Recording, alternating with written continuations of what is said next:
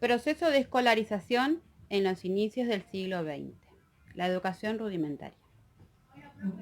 Nuestro país que nos tocó fue el México. La escolarización en masa en México fue uno de los asuntos que ocupó la atención de intelectuales, políticos y pedagogos a fines del siglo XIX y principios del siglo XX.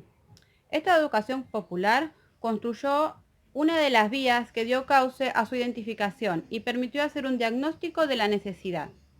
En el marco de los detalles nacional que estableció la educación elemental obligatoria, uniforme, laica y gratuita, en la cual la educación fue considerable pero insuficiente, ya que el 50% de la población en edad escolar seguía siendo analfabeta.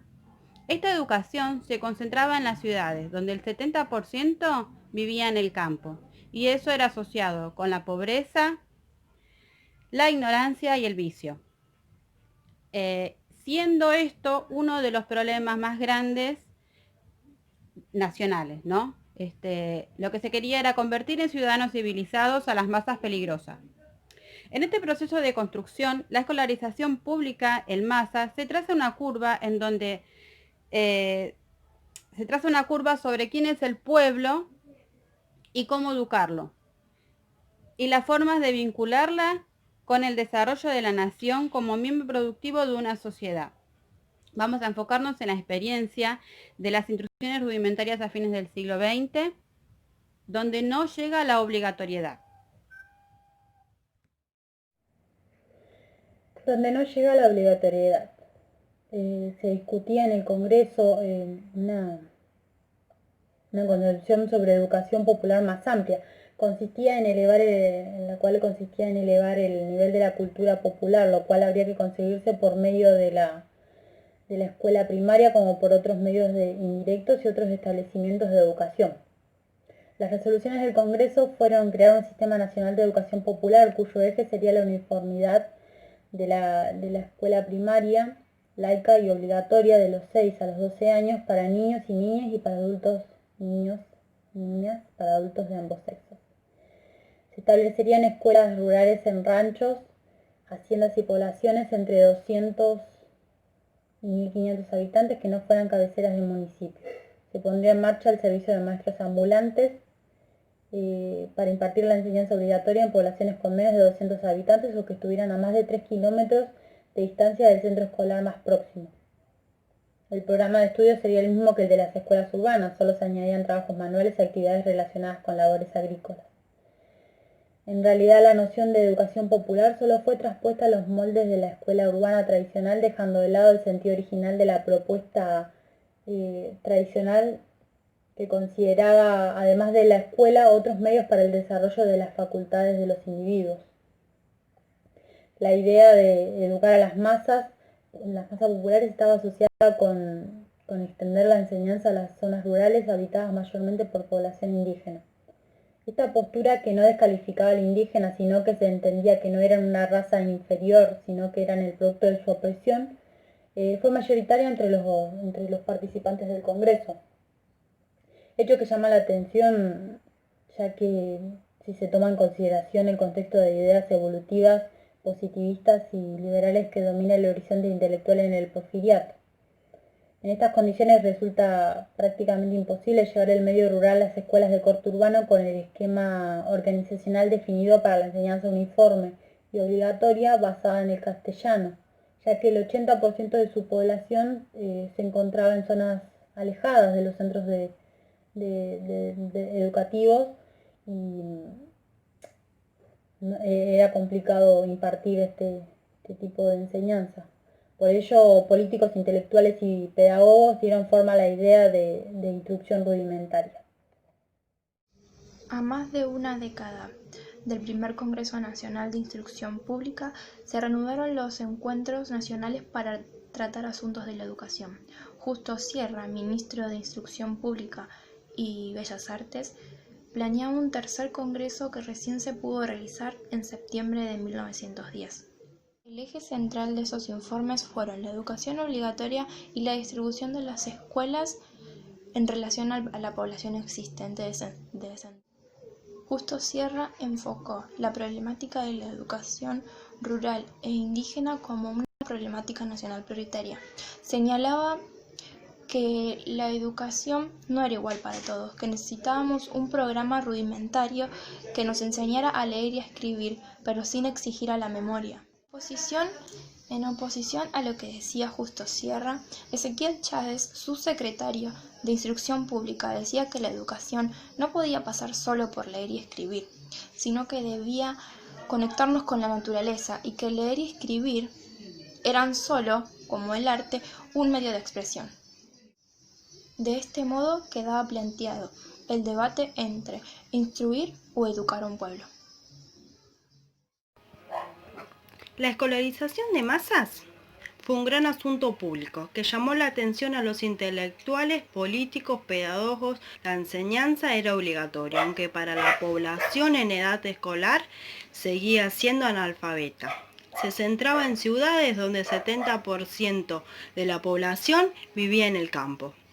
Las escuelas de instrucción rudimentaria se basan en enseñar a los individuos de raza indígena al hablar, leer y escribir. Los procesos de la escolarización son actos y el resultado de hacer que los niños accedan a la escuela, al recibir la enseñanza obligatoria. Y castellanizar a la población indígena, los instrumentos de la escolarización de masas. La educación rudimentaria, como ya se dijo, es un programa orientado a los conocimientos elementales, que serían la lectura, la escritura y la cuenta, con una duración de 2 ciclos, sin ser obligatoria, lo cual levantó decisiones en torno a su utilidad y su función. Esta polémica se mantuvo a lo largo de todo el siglo. Ezequiel Chávez y Alberto Pani continúan señalando y criticando esta educación. Pani señaló que la idea de educación rudimentaria tenía defectos instructivos. Solo 2 cursos de 1 año, falta de personal docente, material y etc. Y lo disciplinario, formar las mentes y hábitos, a lo que termina dando mayor relevancia. El aspecto de disciplinar es el menos favorecido en este programa de instrucción rudimentaria, ya que racionar, expresar ideas, respetar los derechos de los demás, el aseo, el orden, métodos tan simples para la vida en sociedad. Esta educación apuntaba en 2 direcciones: delimitar la competencia y minimizar la lectura, escritura y operaciones aritméticas, y por el otro lado, enseñar a los indios el castellano, para tener un lenguaje común.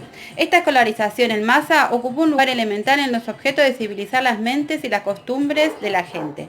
Conforme al modelo pedagógico de esa época, las escuelas rudimentarias se abastecían de materiales para hacer instructivas las clases. El aprendizaje de la lengua formaba parte de la vida nacional e implicó una enorme dificultad para la tarea de enseñar. Críticos y defensores de la educación consideraban en la castellanización, a diferencia de Manuel Altamirano o de Ignacio Manuel Ramírez, quienes querían que se transmitiera esta educación en la lengua natal de los indios en ese momento. México estaba atravesando una transición que tendría profundos efectos sociales y políticos. En 1871 llega el primer periódico socialista México y luego otro llamado Regeneración. Este estaba inclinado al capitalismo de izquierda. Con este movimiento llegan las escuelas obligatorias, las escuelas laicas, hasta los 14 años.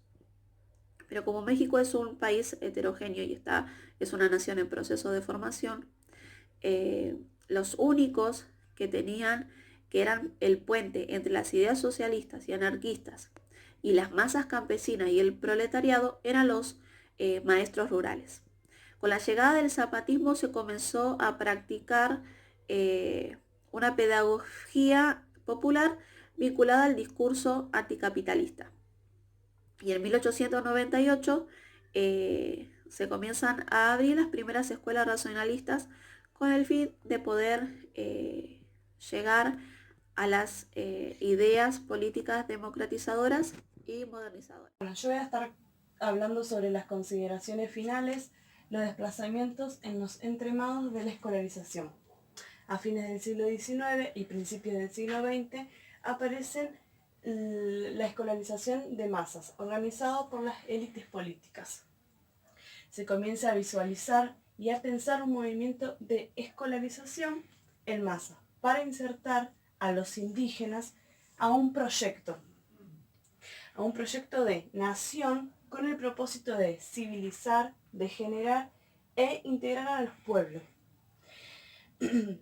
¿Para qué? Para que la idea era formar, porque querían lograr una educación integral con la unificación del idioma. Ellos se enfocaban más en los idiomas de cada uno de ellos. A su vez, a partir de las políticas de integración, se organizaban programas para los obreros y los campesinos, que permitían transformar física y mentalmente a cada uno de ellos. El Estado concretó un espacio de participación sindical y política para la población rural, propugnando enseñar los rudimentos y castellanizar y civilizar costumbres y mentes de la gente.